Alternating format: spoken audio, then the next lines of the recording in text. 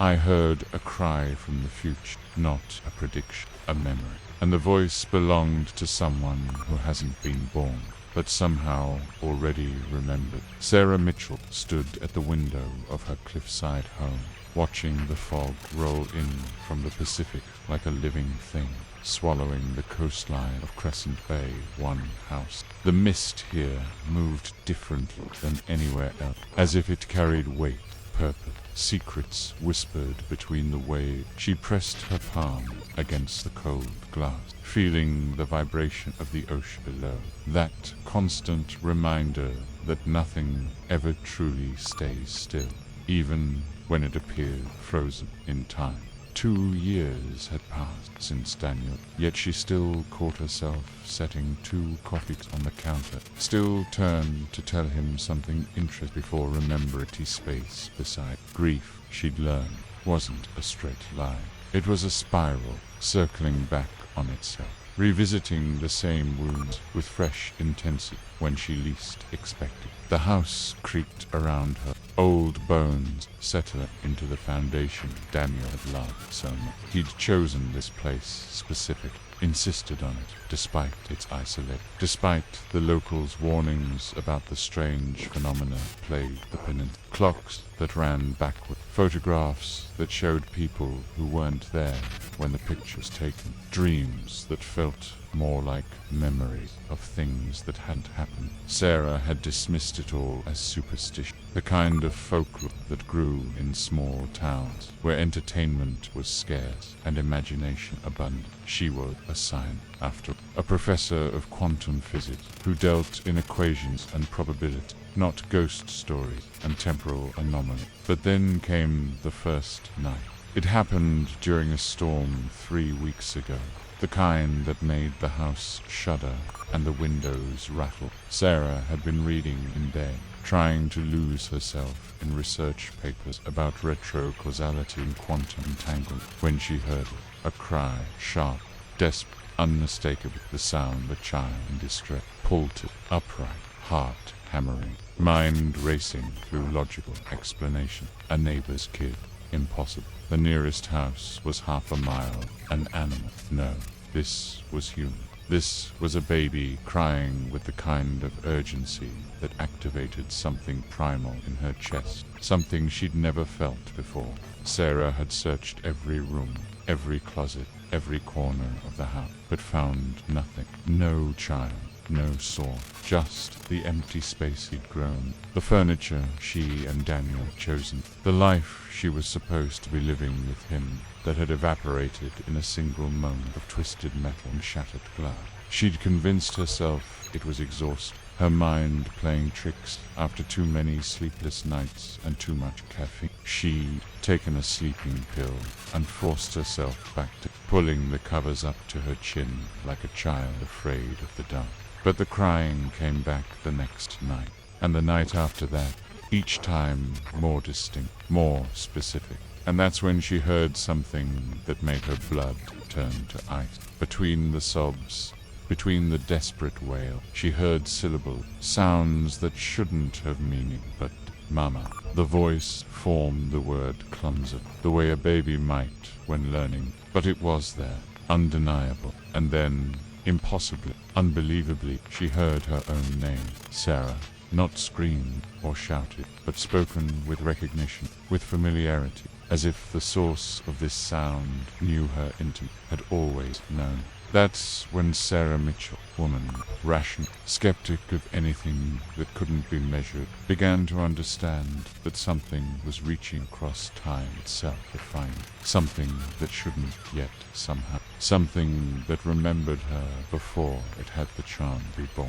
And as she stood at her window, watching the fog consume the world outside, she felt the first tremor of fear that had nothing to do with ghosts or madness, but with a far more terrifying possibility. That time wasn't what she thought it was, that the future wasn't waiting to happen. It was already remembered. Sarah didn't sleep. Instead, she sat at her kitchen table with her laptop open, a voice recorder positioned in the center of the room, and a notepad covered in frantic calculation. If she was losing her mind, she wanted documenting. If something else was happening, something that defied every law of physics she'd spent her career studying, she needed proof. The scientific method had always been her anchor, her way of making sense of chaos. Observe, hypothesize, test, conclude. Even if the observation was impossible, even if the hypothesis made her stomach turn with dread, she would follow the process. She would not surrender to fear without a fight.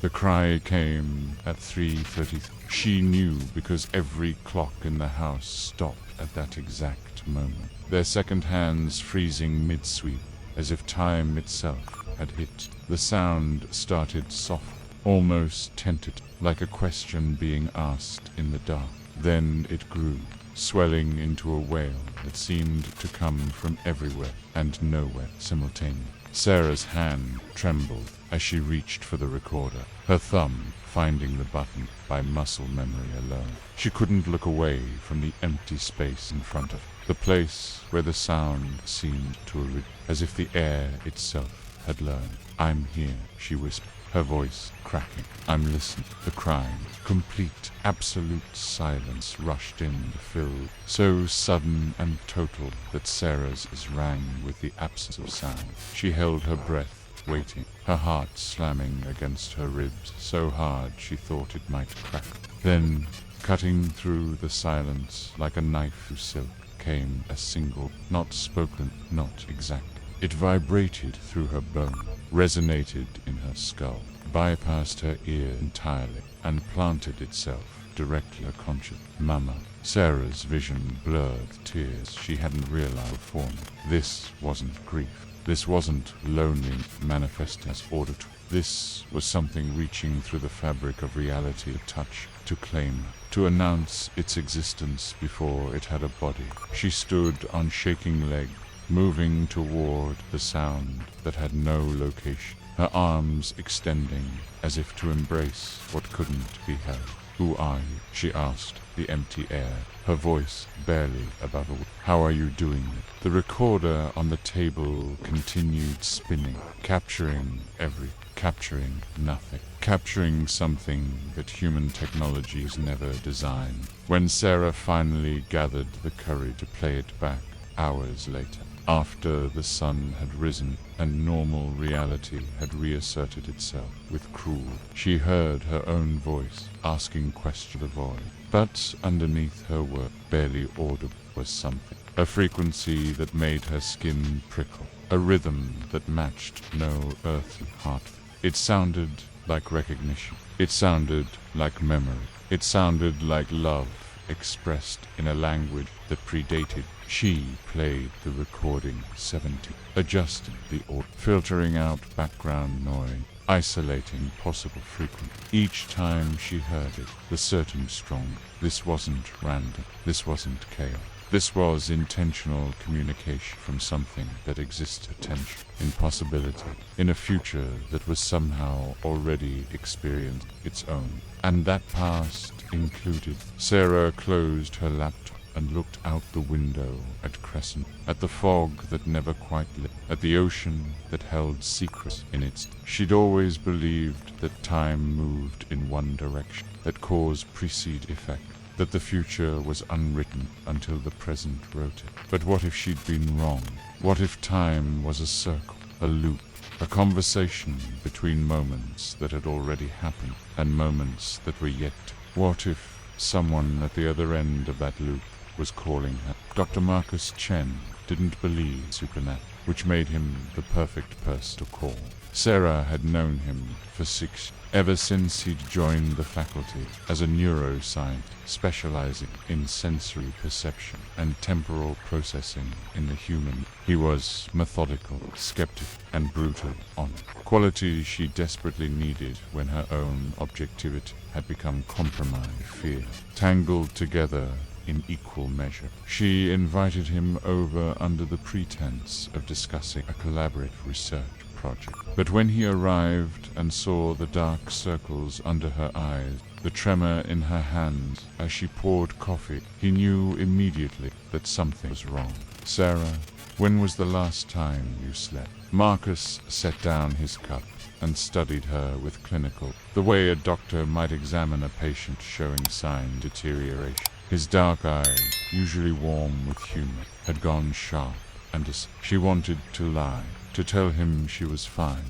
but exhaustion had worn away her ability to maintain. "I need you to listen to something," she said instead, pulling up the audio file. "And I need you to tell me not what you think I want, not what makes sense, just what you actually." Marcus listened to the recording 3 times, his expression shifting polite interest to confusion, to something that looked disturbing like recognition. When the 3rd playback ended, he sat back in his chair and ran a hand through a gesture Sarah recognized as his tell when confronted with data that didn't fit his model. "That's not auditory pareidolia," he said finally. "That's not your brain finding patterns in random. There's a consistent frequency signature underneath. It's almost like an echo precedes the sound instead of following." He looked at her, really, and she saw belief fighting denial expression. "Sarah, where did you record?"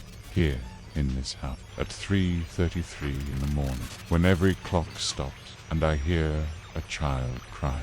The words came out stripped of emotion by sheer. She'd said them so many times in her head that they'd lost their power to shock her. But Marcus flinched as if clocks stopping. "Sarah, you need to understand how that sounds." "I know how it sounds. I'm a physicist, Marcus. I know exactly how insane, but I also know what I'm experiencing, and I need someone else. I need to know.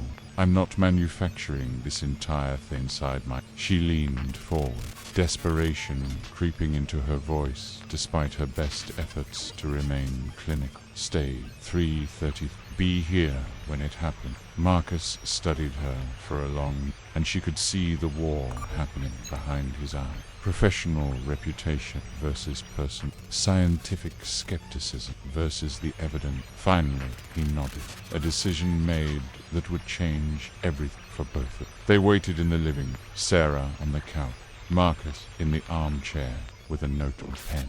Ever the researcher, even in the face of impossibility. They talked about normal things, safe, anything but the elephant in the room that was counting down the minutes until 3:30. Sarah told him about a paper she was reviewing on quantum decoding. Marcus described his daughter's upcoming birth. They were 2 academics clinging to normalcy like a life raft in a storm they could both sense building. At 3:30, Marcus's watch stopped. Sarah saw his expression free, saw the exact moment his skepticism cracked, and let something else seep. The old grandfather clock in the hallway went silent. The digital display on the microwave flickered and died. And then, rising from the silence like a creature emerging from water, came the cry. Marcus went pale. He stood up so quickly his notebook fell forgotten. Sarah watched him turn in a slow circle, trying to locate a source that had no location. His scientific mind trying desperately to make sense of sensory input that violated every rule. The crying grew louder, more insistent, and Sarah felt that familiar pull, that terrible, wonderful recognition of being known by something shouldn't. "Mama," the voice said, and this time it was clear enough that Marcus heard it. Sarah watched him mouth the word in silent echo, watched his face transform from skepticism to wonder to fear in the space of a single. And then he looked at her with eyes that had seen behind the veil of reality and could never unsee what waited. They spent the next week turning Sarah's home into a laboratory. Marcus brought equipment from the university under the guise of a project. Sensors that measured electromagnetic field, thermal cameras that detected temperature variations invisible to the human eye, accelerometers that tracked the slightest shifts in gravitation. They documented everything. The way photographs taken during the manifestation showed strange light, circular patterns that resembled ripple in water, frozen. The way Sarah's reflection in the bathroom mirror sometimes appeared seconds before she entered, as if her future self was leaving an impression of present. The way certain objects, a coffee mug, a book, Daniel's old, would appear in different locations without anyone moving, as if they were being rearranged by hands that existed in a different temporal stream. But it was Eliza Morgan who provided the content they desperately. Sarah's elderly neighbor appeared at the door, carrying a leather-bound journal that smelled of A and C. She was a small, barely 5 feet, with white hair pulled back, severe bun, and eyes that held the weight of decades lived in Crescent Bay strain. You've been hearing the echo, not a question, but a statement of fact. She walked past Sarah without invitation, settling herself at the kitchen table, as if she'd done it 1,000 times. I heard them too, 57. I was younger than, newly married, living in the house that used to stand where yours. She placed the journal on the table with reverence. This belonged to the woman who lived before me, and the one before her kept similar. We're not the first, Sarah. We're just the latest in a long line of women who've stood at the edge of time and heard it fold back on itself. Marcus leaned forward, scientist's curiosity overriding his usual. What do you mean by echo? Eliza's expression turned sad, distant, as if looking at something only she could see. Crescent Bay sits on what the indigenous people call thin, where the boundary between what is and what will be grows permeate. Most people never, but some of us, women with certain certain futures waiting to unfold. We become conduit, receivers for signals that haven't been sent. She opened the journal, revealing pages covered in handwriting that varied from different hands across different decades, all documenting the same phenomenon. The cries come first, then the vision, object moving through time, and finally the choice. Watch. Sarah's voice came out forth, though she already knew the answer in the deep place whether to let the future arrive or to shut the door and live a present that never changed. Eliza met her eyes with unflinching honesty. I chose safety. I chose to block it out, to convince myself it was madness, to build walls in my mind that the echoes couldn't penetrate. And I've spent 57 years wondering who had been. The daughter I heard crying from a future I refused to allow. The room fell silent, except for the ticking of Marcus, the only timepiece that still functioned normally in Sarah's presence. She thought of Daniel, of his last words that had seemed like delirium at the time, but now carried terrible promise recall. Had he understood something about time, about this place, about their future, that he couldn't articulate in his final moment? What happens if I don't shut the door? Sarah asked. What happens if I let it in? Eliza smiled, but it was the saddest expression Sarah had ever seen. I don't know.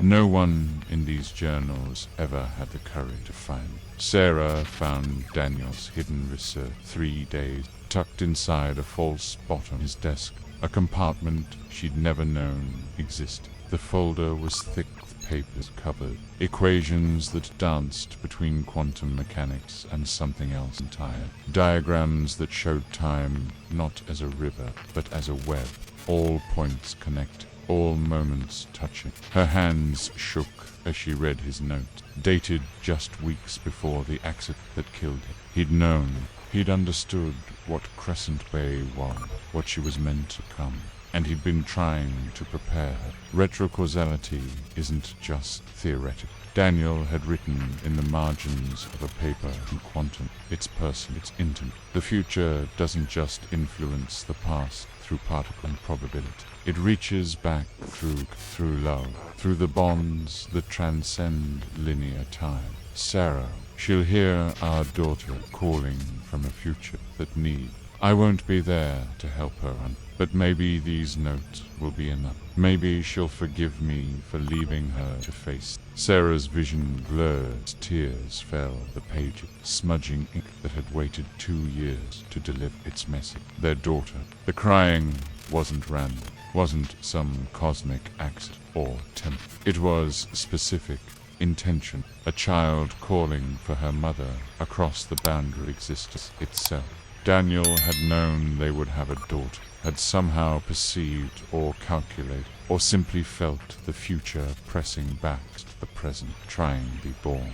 Marcus found her on the floor of Daniel's study, surrounded by paper, her body shaking with sobs that came from a place deeper, a place where loss and hope occupied the same terrible. He sat beside her without speaking, let her cry until the storm, then quietly began reading the research spread across. His face went through a series of transformations as he absorbed Daniel. Professional skepticism giving way to reluctant acceptance, then to something like awe. He was right, Marcus whispered finally. Every equation checks out. Every hypothesis is sound. Sarah, your husband, discovered that consciousness can create what physicists call a closed time curve, a loop in space where effect precedes cause. The emotional bond between parent and child, the quantum entanglement of biological connection. It creates a channel through time itself. He looked at her with eyes full of wonder and fear.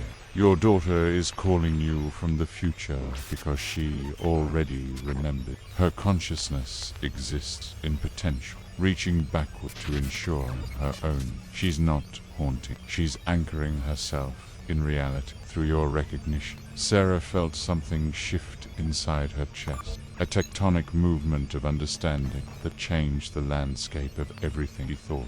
This wasn't madness. This wasn't violation of natural law. This was natural law operating on a level humanity hadn't been grasped. Time wasn't a prison. It was a conversation. And she was being invited to participate in a dialogue that would literally bring life. That night, the manifestation came earlier. 2:47 in the morning. The clocks stopped. But this time, Sarah was ready. She stood in the center of the living. Daniel's research clutched in her hand a talisman. Marcus beside her with his equipment forgotten. Both of them witnesses to something that was about to change fundamentally. The crying began, but different, not desperate, but almost joyful, as if sensing that Sarah finally accepted what was happening. I'm here, Sarah said to the empty, to the presence that was more real than the furniture around, more solid than the walls that contained this. I hear you. I recognize. I'm your mother, and I'm ready to let you. The temperature in the room dropped 20 degrees in seconds. The lights flickered and stabilized in a pattern that looked almost like a heart. Bam! And then, in the space where nothing should, Sarah saw her, just for a moment. Just a flicker of translucent form, but undeniably a little girl, maybe 3 years old, with Daniel's eyes and Sarah's dark, reaching out with small hands toward a mother who suddenly knew with absolute certainty that this child had always was waiting in a future that needed permission to unfold. The girl smiled, an expression of pure recognition, before fading back into it. But Sarah had seen enough. She had seen her daughter, and she understood now what needed. The storm came on the 7th night, as if the universe itself had been waiting for Sarah to reach this point of understanding before presenting the final. Wind screamed across Crescent Bay with apocalyptic fury. Waves crashed against the cliffs with enough force to shake the foundation, and lightning split the sky in patterns that looked almost intentional, almost like writing in a language older. Sarah stood in the living room, alone, having sent Marcus home hours. This moment was hers to resolve. The temporal loop that connected her to her daughter required something she'd been avoiding since Daniel's death. A surrender she'd been too afraid. On the mantel sat the grandfather clock, the one Daniel had given her on their first, the one that had stopped at the exact moment of his death and never started. She'd kept it as a shrine, a way of holding on to the past, of keeping him frozen in that last moment when he'd still been alive, when their future had still been possible. But Daniel's research had made it clear. The loop couldn't close while she kept one foot. The future couldn't arrive while she clung to what was gone. To let her daughter exist, she had to let Daniel go. Truly and Sarah picked up the clock with trembling hand, feeling its weight, its history, the love embedded in every gear and spring. Outside, the storm intensified, as if sensing what was about to, as if time itself was holding its breath. She thought of Daniel's last words, the ones she'd thought were meaningless delirium, but now understood were instruction. Promise me you'll listen when I call. He hadn't been asking her to remember. He'd been asking her to listen for what came after. For the daughter they would never raise together, but who existed nonetheless in the quantum possibilities of what could be. I love you, Sarah whispered to the clock, to Daniel's memory, to the past that had shaped but couldn't define her forever. And I'm ready to love what comes next. She raised the clock above her head and brought it down against the stone with all the strength grief and hope could give her. It shattered with a sound, 1,000 moments breaking, gears and springs scattering across the glass, fragmenting, that caught the lightning's flash and turned it into something. And in that instant of destruction, everything. The crying stopped, replaced by something Sarah had never heard before. Laughter. Clear, bright, pure laughter of a child discovering. The air in the room rippled like water, and Sarah felt warmth spread through her chest. Not from outside, but from within, as if something was taking root in her very cell, in her future. In the space between heartbeats, where possibility lived, the clocks throughout the house started ticking, all synchronous, all moving forward. The storm outside began, clouds parting to reveal stars that seemed closer than they should be, as if the universe had bent down to witness this. Sarah sank to her knees among the broken pieces of the clock, but she wasn't crying. She was smiling, feeling something she hadn't felt since Daniel. Peace, not the absence of pain, but the presence of purpose. She understood now that time wasn't a prison or a straight line or even a circle. It was a promise, a conversation between what was and what would be, mediated by love and recognition and the courage to go. 3 months later, Sarah stood in a doctor, staring at an ultrasound image that showed a tiny form, barely visible but undeniable. The doctor was talking about due date and prenatal vitamin, but Sarah barely. She was listening to something else, a sound that existed only in her memory and her future simultaneously. A laugh, a cry, a voice that said, "Mama," before it had a mouth to speak. Her daughter had been calling from the future, and Sarah had finally. The loop was closing. Time was keeping its promise. And in the space between heartbeat, between past and future, between what was lost and what was yet to come, new life choosing.